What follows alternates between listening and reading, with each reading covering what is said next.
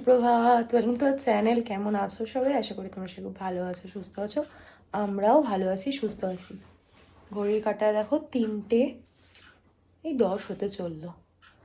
Ready হচ্ছি, এখনও ready হইনি, জাস্ট চেঞ্জ করলাম। সিনটি এখনও ঘুমোচ্ছে আর তুমি ফ্রেশ হচ্ছে, তারপর রেডি হব। মাকে ফোন করে দিলাম, মাও ওখানে রেডি হবে। আর ব্যাগপত্র তো মোটামুটি আমাদের এখানে সব গোছানোই আছে। জামাটা আমার কাজটা ঠান্ডা লেগেছে, কি আর করবো। যেহেতু সারাদিন আজকে ট্রাভেল, তো সাজগোজের কোনো ব্যাপার নেই, নর্মাল একটু যেটুকু না করলে নয় সেটুকু সাজগোজ করে দেন আমরা বেরোবো। তো চলো, আর বকবক করবো না, আর এখন বলার মতো কিছু নেই। এই যে শিমু উঠবে, ওদের জামা কাপড় রেডি করা, আর এর মধ্যে আমি সব আমার কসমেটিক্সগুলো গুছিয়ে নিয়েছি। যেখান থেকে কিছু কিছু জিনিস নিয়ে আমি এখন রেডি হব। তো চলো, সবার আপডেট দিয়ে দিয়েছে, বলছে বকবক না করে আজকের ব্লগটা শুরু করি। তোমরা দেখতে থাকো আর সঙ্গে থাকো। জানো তো, কাল থেকে আমি আজ অবধি, এখনো অবধি শুধু 2টো ছানার জিলিপি খেয়ে রয়েছে, আর কিচ্ছু খাইনি। খিদেই পাচ্ছে না কেন জানি না।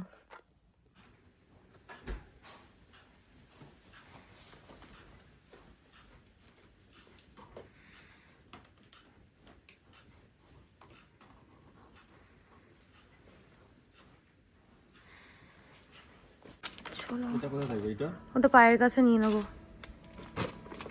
আমার সিটের ওখানে রেখে দাও না, তাহলেই তো হয়। কটা বাজছে গো? 3:59। দাও আমার কাছে, দাও। আমরা বেরিয়ে গেছি বাড়িতে, আর আমি ভিডিও করতে পারিনি কারণ লেট হয়ে গেছে। ওই যে মাও আসছে, হচ্ছে কি ওই যে মার এখানে ওয়েট করছি, মাও ওই যে লাগেজ নিয়ে আসছে। এবার অতনু লাগেজটা গাড়িতে তুলে দেবে, তারপর আমরা বেরিয়ে পড়বো। মানে ভাবতেও পারছি না যে সত্যি সত্যি আমরা যাচ্ছি। এই প্ল্যানটা আমাদের কবে হয়েছিল জানো? মায়াপুর যখন গেছিলাম সেই দিন থেকেই কুম্ভ মেলা স্টার্ট হয়েছিল। আর সেদিন থেকেই আমাদের প্ল্যান হয়েছিল যে আমরা যাব। তো প্ল্যান হয়েছিল বলতে মতনু বলেছিল যে হবে না, সময় হবে না। আর ঠাকুরের এমনই কৃপা দেখো, যদি মানে মন থেকে ভক্তি করে যদি তুমি কিছু চাও না, সেটা তোমার ঠিক ফুলফিল হবে। আর এটা সেটার প্রমাণ। তো আমি খুব চেয়েছিলাম যদি আমি কুম্ভ মেলায় যেতে পারি। তারপর অতনুও বললো যে 26শে ফেব্রুয়ারি অবধি এই মেলাটা রয়েছে, তাহলে আমরা যাব। তো আজকে হচ্ছে 9 তারিখ, 9ই ফেব্রুয়ারি। তো আমরা যাচ্ছি। তো হর হর শম্ভু।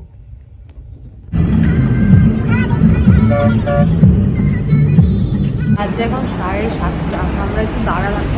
এটার নাম আছে কোনো? দোকানটার কোনো নাম আছে?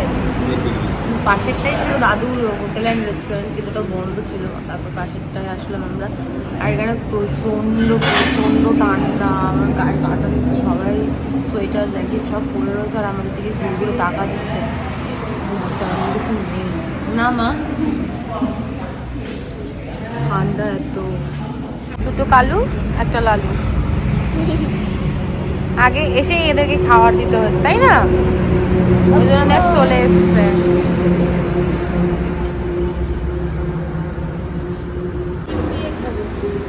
ডিম,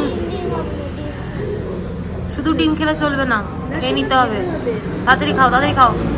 হ্যাঁ হ্যাঁ, বাজে এখন 8:11। আমাদের ব্রেকফাস্ট কমপ্লিট। আমরা এখানে কি যেন মা রক্ষাকালী বা কিছু একটা নাম ছিল দোকানটার। তো এখানে ব্রেকফাস্ট করলাম। খাওয়া দাওয়া মোটামুটি ভালোই ছিল। 7টার সময়, 7:25-এ আমরা এসেছি, আর 8:11-এর মধ্যে কমপ্লিট। আমরা বেরিয়েও গেছি। তো চলো যাওয়া যাক। এরাও যাচ্ছে বলো কুম্ভে? গানটা কমাও না। চলো চলো চলো।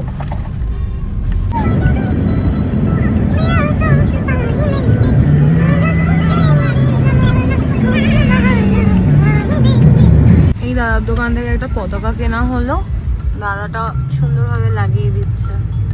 এটা রামের ছবি না, রামচন্দ্রের। দেখো কতটা সুন্দর লাগছে, কিন্তু যতটা স্পিডে উঠছে আমার মনে হয় না থাকবে। দাদাটা ভালো করেই বেঁধে দিয়েছে বলো।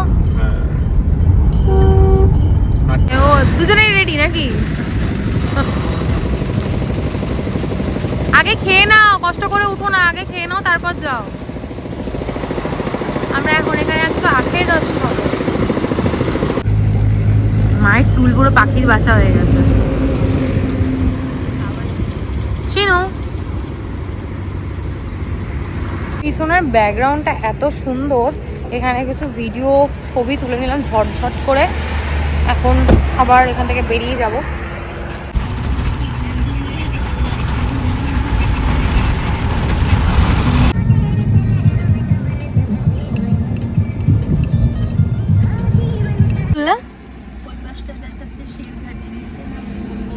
প্রচন্ড রোদ, সকালবেলা যেমন ঠান্ডা লাগছিল এখন আবার তেমন গরম লাগছে, যদিও রোদ উঠেছে ওই জন্য।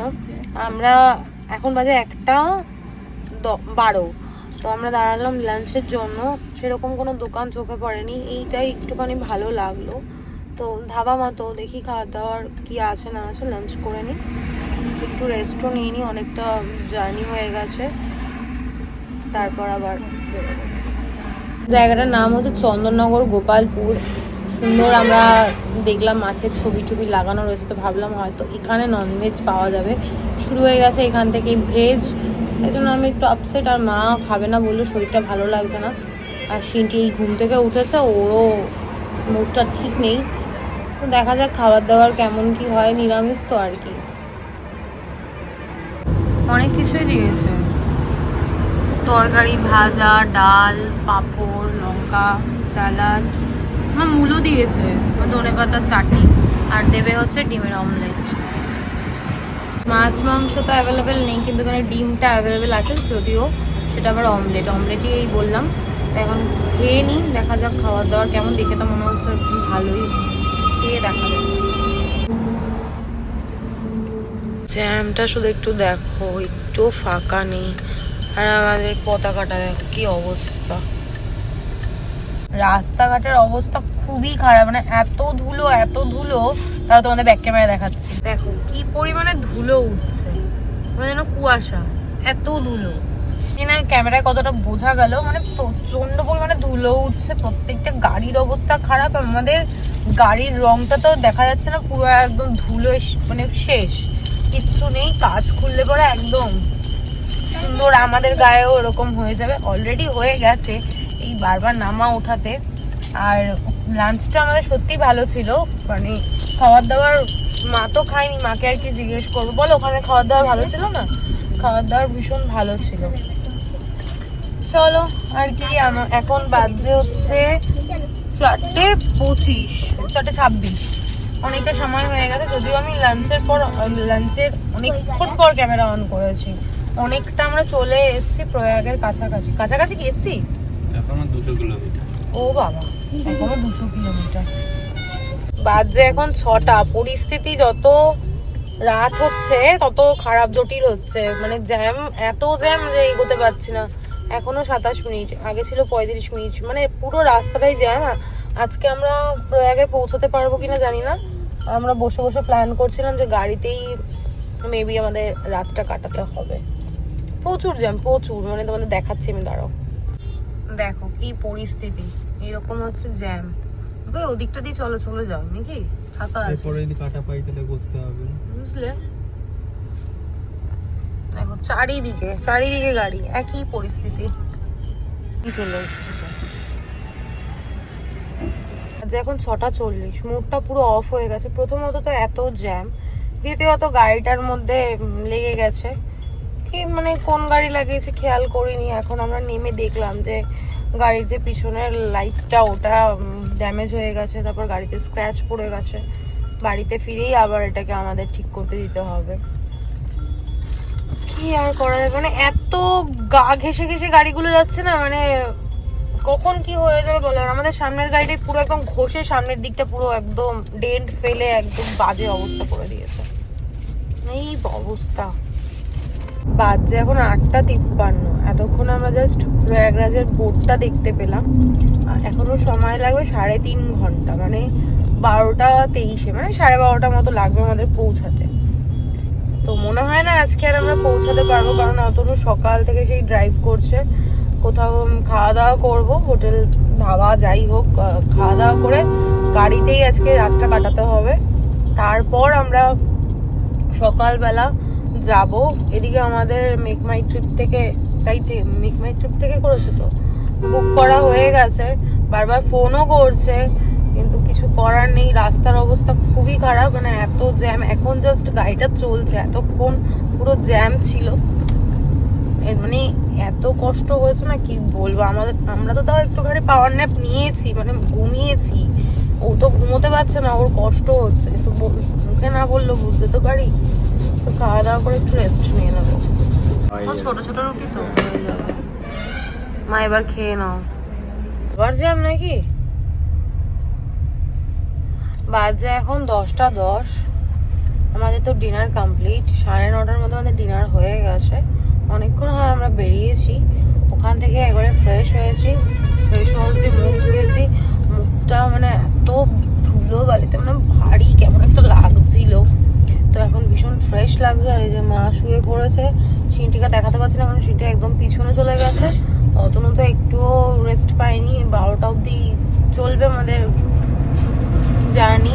তারপর আমরা একটুখানি ঘুমিয়ে নেব, তারপর বাকিটা আবার কাল সকাল থেকে স্টার্ট করব।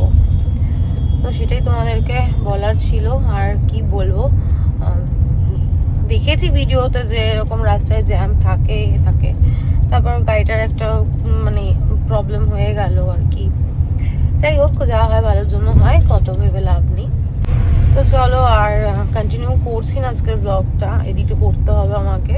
আর বাজে বক না করে আজকের ব্লগটা আমি এখানেই এন্ড করছি। আজকের ব্লগে দেখানোর মতো কিছু নেই, বলার মতো কিছু নেই। ততক্ষণ তোমরা সুস্থ থেকো, ভালো থেকো। কালকে দেখা হচ্ছে নতুন একটা ব্লগের সঙ্গে। আজকের ব্লগে যদি কিছু ভালো লেগে থাকে লাইক করে দিও, কমেন্ট করে দিও, শেয়ার করে দিও অ্যান্ড সাবস্ক্রাইব করে দিও। দেখা হচ্ছে কাল সকালে নতুন একটা ব্লগের সঙ্গে। Tata, good night.